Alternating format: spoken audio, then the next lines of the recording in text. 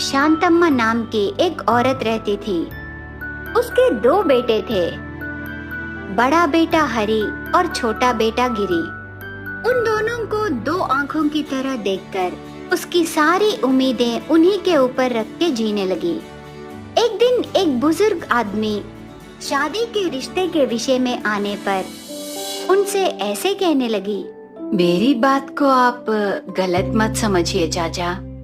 मेरे दोनों बेटों को मेरे रिश्तेदारों के जान पहचान वालों में ही रिश्ता करने को सोच रही हूँ, क्योंकि कल के दिन मेरी बहुओं को अगर मैं कोई बात कहने से भी, यहाँ तक कि वो मेरी बात सुनने के लिए भी, हमारे बीच रही रिश्ते के कारण उन्हें कोई परेशानी नहीं होगी।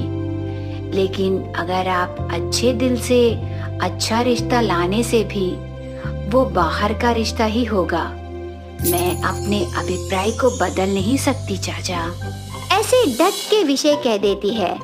तब वो बुजुर्ग आदमी ऐसे जवाब देने लगा, कोई बात नहीं बेटी, तुम अपने बच्चों को प्राणों के समान पाल पोस कर बड़ा की, तो तुम्हें उनकी शादी के विषय में तुम्हारा अपना विचार होगा ना। ठीक है, अब मैं चलता हूँ। किसी रविवार के दिन मेरे घर आना। तेरी चाची तुझे बहुत याद कर रही है बेटी। जरूर चाचा। ऐसे कहकर घर आए रिश्ते को वापस भेज देती है। ऐसे शांतम्मा के ऊपर रहे अभिमान से उसके प्रयोजक और बुद्धिमान बेटों के लिए जान पहचान वाले अगर कोई रिश्ता लाने से शांतम्मा ऐसे ही ठुकरा देती थी। ऐसे दिन बीतते गए। पिछले 1.5 साल से दूसरे राष्ट्र में नौकरी कर रहे शांतम्मा का बड़ा बेटा हरि एक लड़की से प्यार करके उसी से शादी करके सीधा घर आता है। उस नए जोड़े को देखकर शांतम्मा चौंक कर खड़ी रहती है। तब हरि ऐसे कहने लगा, मुझे माफ करो माँ, अनहोनी परिस्थिति में मैं प्यार किए इस लहरी से मुझे शादी करनी पड़ी। तुझे बताकर मनाने का समय नहीं था माँ। ऐसे हरि और कुछ कहते समय शांतम्मा दुखी होकर वहाँ से घर के अंदर चली जाती है। उसके बाद हरि किस परिस्थितियों में ऐसे बिना बताए शादी करना पड़ा, पूरा विवरण उसके भाई गिरी को बताता है। तब भैया की परिस्थिति समझकर गिरी उसके माँ से भैया का विषय बताकर माँ के गुस्से को कम करने का प्रयत्न करता है। आखिर में 1 हफ्ता बाद शांतम्मा उसके बेटों से ऐसे कहने लगी, देखो बेटे, मैं पुराने जमाने की हूँ। मेरे तरीके और सोच मेरे हैं, इसीलिए मैं शादी के विषय में अपने विचार को बदल नहीं सकती। ऐसे कहकर अपने बेटों को छोड़ने के लिए मैं मूर्ख नहीं हूँ। इस मामले में आप जो भी समझे, मैं उस लड़की को अपने दिल से मेरी बहू नहीं मान सकती। ऐसे कह देती है। हरि और गिरी ने सोचा दिन बीतने पर उसकी माँ में बदलाव आएगा। इस तरह दिन बीतते गए। शांतम्मा बहू की छाया तक उसके ऊपर पड़ने नहीं देती, लेकिन लहरी उसकी सांस को बेखातर नहीं करती थी। सांस कितने ताने सुनाने पर भी, कितना अपमान करने पर भी लहरी सांस के करीब आने की कोशिश करती रही। ये सब देखकर एक दिन हरि लहरी से ऐसे कहने लगा, गलत मत समझो लहरी, मैंने नहीं सोचा था कि माँ इतनी जिद्दी होगी। मैं और भाई माँ के जान हैं, इसीलिए मैंने किस कारण से ये काम किया है वो समझेगी सोचा, पर अनजाने में ऐसे हो गया, इसीलिए हम अलग चले जाएंगे। ऐसे तुम्हें हर रोज माँ के ताने सुनकर, अपमान सहकर मैं तुम्हें नहीं देख सकता और माँ को भी नहीं बता सकता। ऐसे कहता है। तब लहरी ऐसे जवाब देने लगी, देखिए, मैं नहीं चाहती कि बहू आकर माँ बेटे को अलग कर दी करके कोई कहे। मैं उनकी बहू हूँ, मुझे कुछ भी कहने का अधिकार उन्हें है। मुझे यकीन है कि सासू माँ किसी न किसी दिन मुझे स्वीकार करेगी, इसीलिए हम कहीं नहीं जाएंगे। ऐसे पति को समझाती है। इस तरह दिन बीतते समय छोटा बेटा गिरी को उसके सौतेले पिता की पोती रिश्ते में शांतम्मा की भतीजी मीना से दूसरा बेटा गिरी से शादी करती है। घर आए कुछ दिनों बाद छोटी बहू अपनी सास बड़ी बहू को कितनी हैरत से देखती है और छोटी बहू को कितने प्यार से देखती है समझ लेती है। वो भी सास की स्वीकृति प्राप्त करने के लिए सास के बात को हाँ से हाँ कहकर उस घर की सबसे बड़ी बहू को कोसना शुरू करती है। एक दिन बहुत सुबह होने के बाद भी सास को कम से कम कॉफी तक नहीं देने के लिए छोटी बहू बड़ी बहू से ऐसे कहने लगी, ये क्या दीदी, तुझे इतनी भी जिम्मेदारी नहीं है क्या? मैं भगवान का दर्शन करने के लिए मंदिर को गई, वहाँ देर होने पर इतना टाइम हुआ, पर अभी तक तुमने सासू माँ को कॉफी तक नहीं दी। सासू माँ गुस्से से तुझे कुछ बात कहने से क्या होगा?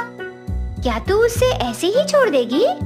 ऐसे कहकर सास के ऊपर बहुत प्यार दिखाकर यही मौका है सोचकर बड़ी बहू को बातें कहने लगी। इस प्रकार सास के मौके को देखकर छोटी बहू बड़ी बहू लहरी का अपमान करने लगी।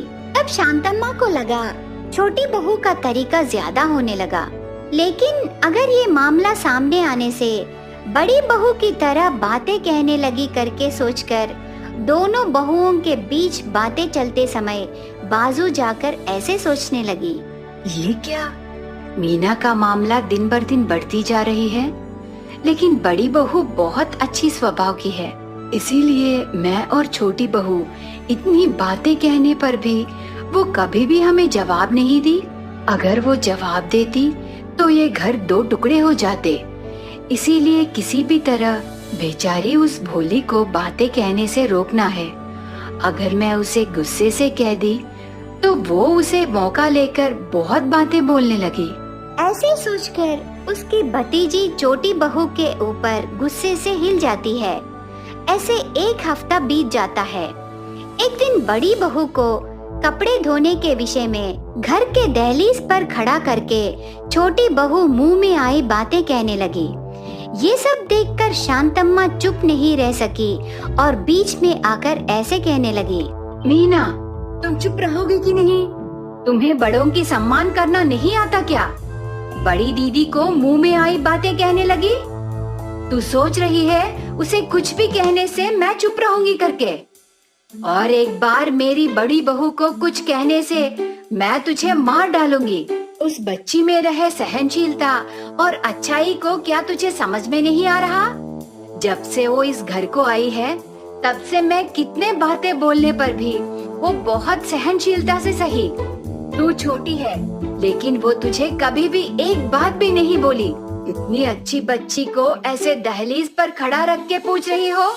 मुंह बंद करके घर के अंदर जा, नहीं तो इस घर को छोड़कर चली जा। ऐसे छोटी बहू को डांटकर बड़ी बहू की तरफ बातें करने पर मीना ऐसे जवाब देने लगी, बाप रे, इतने दिनों बाद तेरी बड़ी बहू की अच्छाई तुझे अभी समझ में आई सासू माँ? तुझे दीदी के बारे में पता चलने के लिए ही मैंने इतने दिन ऐसे बातें किए हैं। मुझे माफ करो दीदी। सासू माँ, तुम तो बड़ी बहू को केवल बाहर की बच्ची होने पर ही इतने दिन तुमने उससे बहुत सताया है। तेरे बाद मैं उसे कितनी बातें बोलने पर भी तू कभी नहीं रोकी। अगर मैं दीदी के स्थान में रहने से इतने सारे अपमानों को क्या मैं इस घर में रहकर सहती? लेकिन दीदी देवता है देवता, इसीलिए वो कभी भी जीजा को ले जाकर दूसरा घर बसाने को नहीं सोची। उसकी सहनशीलता से तेरे मन में जगह हासिल करने का प्रयत्न की, इसीलिए उसके प्रयत्न को साकार करने के लिए मैंने दीदी को इतनी बातें बोली। पर देखी ना सासू माँ, तेरे मन को पसंद आई तेरी बड़ी बहू के बारे में कोई क्या सोचेंगे करके इतने दिन तुमने स्वीकार नहीं की। ऐसे कहकर इतने दिनों से वो नाटक कर रही है कहकर सास बहू के बीच रही दूरी को कम करने के लिए उसके प्लान को बताने पर शांतम्मा की आंखें खुल जाते हैं। तब शांतम्मा ऐसे कहने लगी, सच बोली रे, रिश्तेदारों की बच्ची हो या दूसरों की बच्ची, बहू यानी सास के व्यवहार के आधार पर रहती है, इसके अलावा और कुछ खास नहीं रहेगा करके मुझे समझ में आया। लहरी बेटी, इतने दिन मैंने तुम्हें बहुत दुख पहुंचाया है, मुझे माफ करो बेटी। ऐसे मत बोलो सासू माँ, आप हमारे सासू माँ हो। जैसे आप अपने बच्चों को कहते हो उसी प्रकार आपको हमें भी कहने का हक है। इस प्रकार एक सास और 2 बहू रहे उस परिवार में बिना किसी व्यवधान के वो